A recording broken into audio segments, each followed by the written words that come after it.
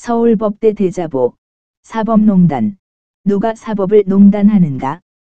2019년 1월 24일 이번 양승태 전 대법원장 구속건과 관련해서 서울법대와 서울대 곳곳에 서울대 트루스포럼 대표가 쓴 대자보가 붙었다.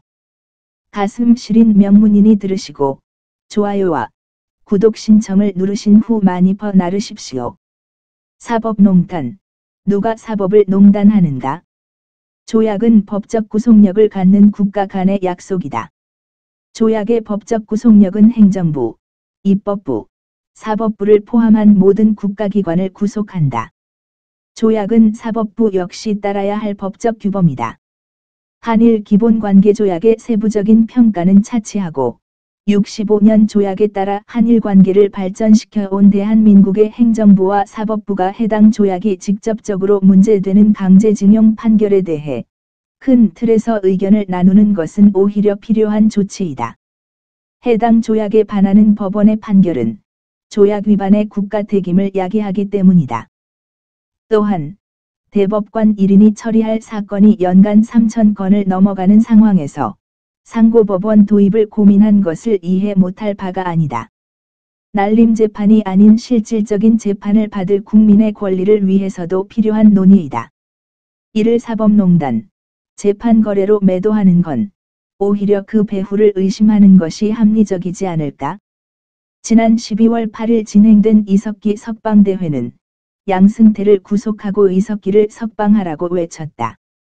사법농단과 재판거래의 주범 양승태는 사법부에 대한 국민의 신뢰를 앗아간 범죄자이고 통진당 강제해산을 위해 내라는 모조작 사건을 재판거래에 이용했다는 것이다. 이에 반해 이석기는 자주와 평화를 먼저 말했던 사람이고 종북몰이와 사법농단의 최대 피해자니 그를 석방하는 것이 이 땅의 민주주의와 인권을 더욱 활짝 여는 길이라고 설명한다.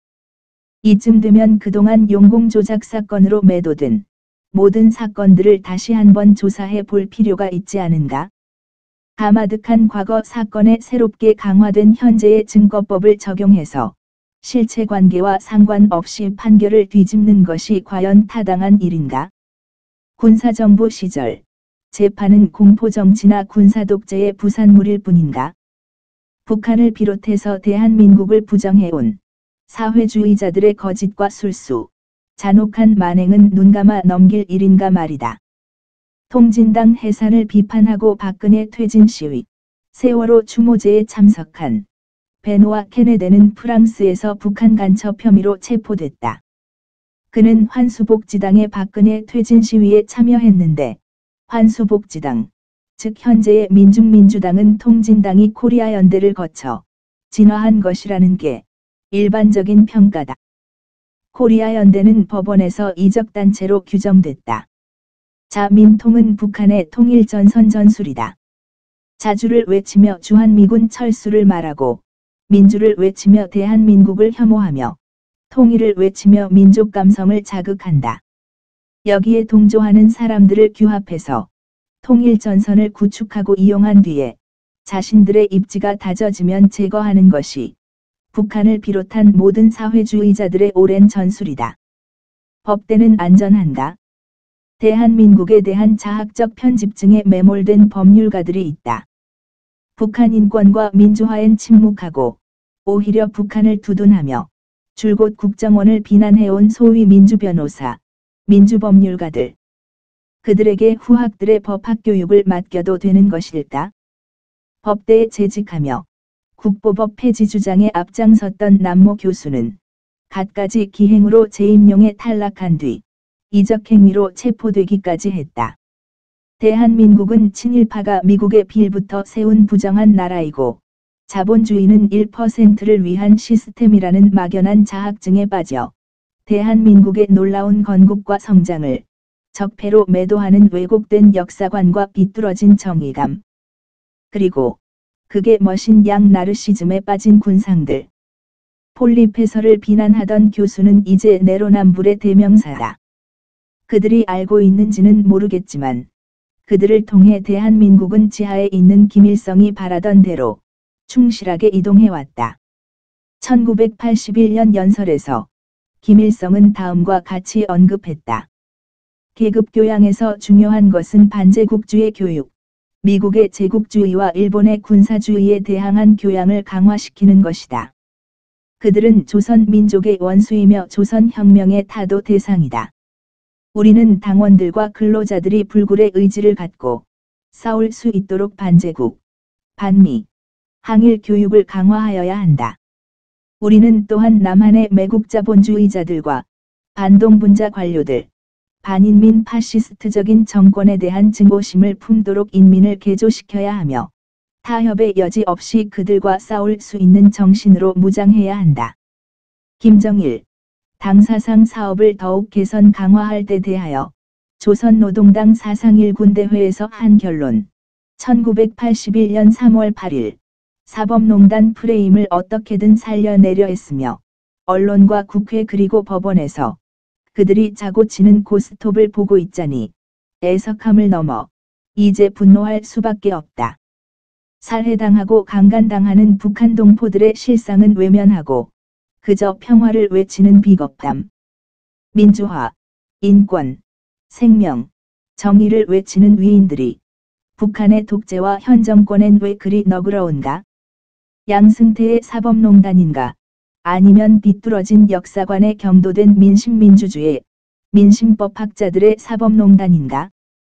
니체는 평등을 빌미로 사기치는 혁명가들을 타란툴라, 독거미에 비유했다. 사회적 약자에 대한 배려, 인권, 평등, 정의. 아름답고 숭고해 보이는 가면 뒤에 숨은 그들의 분노와 광기, 독재자적 욕망을 고발했다. 사람들의 분노를 이용해 어떻게든 정권을 획득하고 스스로가 독재자가 되려는 기회주의적 본질을 간파한 것이다. 법치주의를 빌미로 사기치는 혁명가들과 그의 빌부터 민주파리와 환경파리로 세금을 축내는 기회주의자들 역시 마찬가지다. 탄핵은 거짓의 축제였다. 언론의 거짓 선동으로 대중은 분노했고 헌법재판소는 선동에 휩쓸려 분노한 군중에게 판결을 바쳤다. 실체관계를 명확히 밝히고 죄형법 정주의를 엄격히 따라야 할 형사재판마저도 유례를 찾기 힘든 지극히 창의적인 법리들을 고안해냈다. 왜곡된 역사관에 빠져 비뚤어진 정의감에 도취된 법률가들의 민낯을 확인하는 순간이었다. 하지만 박근혜 대통령의 섹스비디오는 발견되지 않았고 880조에 달한다는 비자금도 이젠 아무 소식이 없다. 거짓과 야합한 분노의 축제였다. 애써 잊고 싶은 사람들도 있겠지만 언론을 뒤덮은 거짓 선동을 기억하는 사람들이 늘어나고 있다. 거짓에 취약한 대한민국의 현실과 진실을 자각하는 대중이 형성되고 있는 것이다. 고무적인 일이다. 동료 판사들의 컴퓨터까지 까보는 혁명 판사들. 재판석에 앉은 홍위병들. 그리고 홍위병 노릇을 하고 있는지도 모르는 법기술자들. 법관의 독립은 대한민국을 부정하는 왜곡된 역사관에 빠진 당신들의 주관적 정의감과 선동에 이용되는 군중의 민심을 보호하기 위한 것이 아니다. 무너진 법치주의는 법원의 자살임을 기억하기 바란다. 북한식 표현으로 소위 반동관료배들을 기어코 처단해 낸 기쁨에 잠시 취해 있을런지는 모르겠지만 박근혜 대통령과 양승태 대법원장에게 적용한 잣대가 아니 아마도 그보다 더한 잣대가 언젠가 그대들에게도 동일하게 적용될 것이다. 이것이 바로 오늘 그대들이 이뤄낸 과업이다. 이상한 동아리에서 노래하고 북치고 글쓰며 사회주의 혁명을 찬양하며 후배들을 후리던 군상들이 여기까지 사고를 칠 줄은 몰랐다. 그리고 그걸 잘한다고 박수치는 교수들이 있다. 헌재의 파면 결정에 환호성을 지르던 법대 교수들의 면면이 떠오른다. 서울법대 동문들에게 고한다. 일상에 충실하며 침묵해온 다수가 진실을 직시하고 행동하지 않으면 우리는 정말 한 번도 경험해 보지 못한 나라를 경험하게 될 것이다. 서울법대는 왜 좌경화되었는가? 깊이 연구할 주제다. 2019년 1월 24일 서울대 트루스포럼 대표, 법대 박사과정 김은구